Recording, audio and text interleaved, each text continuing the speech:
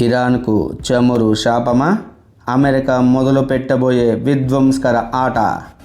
ఈ ప్రపంచంలో కొన్ని దేశాలు పేదరికంతో నశించాయి, కానీ కొన్ని దేశాలు అత్యధిక సంపద వల్లే నాశనమయ్యాయి. అలాంటి దేశాలలో ముందు వరుసల్లో ఉన్న పేరు ఇరాన్.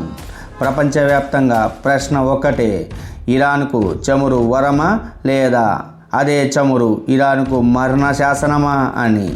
చమురు ఇరాన్ను శక్తివంతం చేసింది, అదే భయంకరంగా మారింది. ఇరాన్ ఆర్థిక వ్యవస్థ ఒకే ఒక్క దారిపై నడుస్తోంది: చమురు, చమురు, కేవలం చమురు.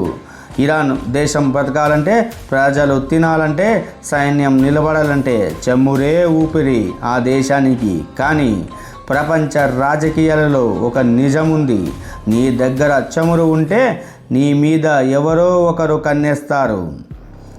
అదే అగ్రరాజ్యం అమెరికా.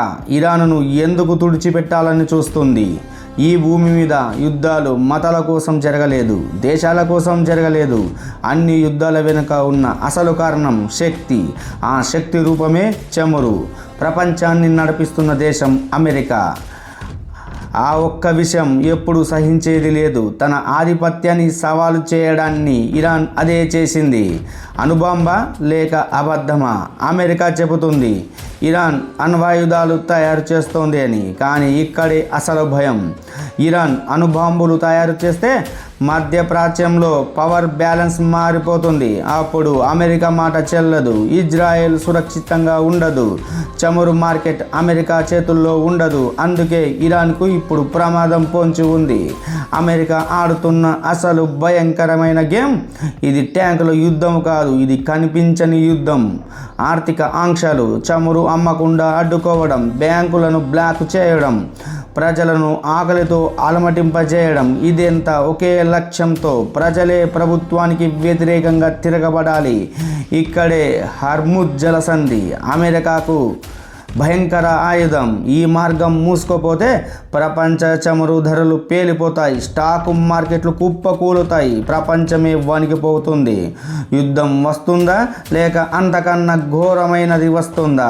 పూర్తి యుద్ధం అంటే అది చివరి ఆప్షన్. కానీ అమెరికా ప్లాన్ వేరేగా ఉంది. చిన్న చిన్న దాడులు చేయడం, రహస్య హత్యలు చేయించడం, సైబర్ అటాక్స్, ప్రాక్సీ వార్స్. ప్రతిరోజు నెమ్మదిగా ఇరాన్ను రక్తహీనంగా చేయడం. చివరి భయంకర నిజం: ఇరాన్ దగ్గర చమురు లేకపోయి ఉంటే ఈరోజు ప్రపంచంలో ఇరాన్ను పట్టించుకునేదా? లేదా చమురు ఉండడమే ఇరాన్ చేసిన అతిపెద్ద తప్ప. ఇది యుద్ధం కాదు, ఇది నాశనానికి తీసుకెళ్లే రాజకీయ శబ్దం.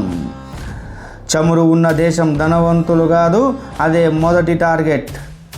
మీ అభిప్రాయం కామెంట్ చేయండి. ఇరాన్ తర్వాత ఎవరి వంతు?